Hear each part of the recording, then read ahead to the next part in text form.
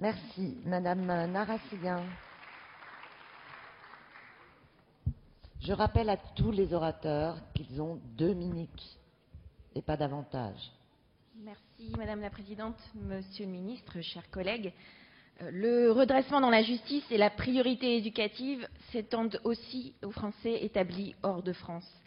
La nécessaire réforme de l'enseignement français à l'étranger connaît donc sa première étape avec la fin de la prise en charge sans condition de ressources des frais de scolarité dans les classes de lycée des établissements privés d'enseignement français à l'étranger, prise en charge qui n'était soutenue au final par aucun de ces établissements et ni même par les associations de parents d'élèves, tant cette mesure était injuste et a causé d'énormes effets pervers déjà très bien décrits par mes collègues.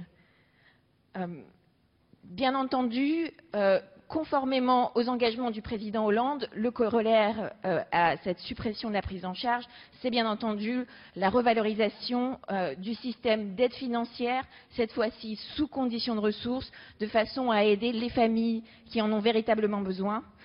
Et dès cette rentrée de 2012,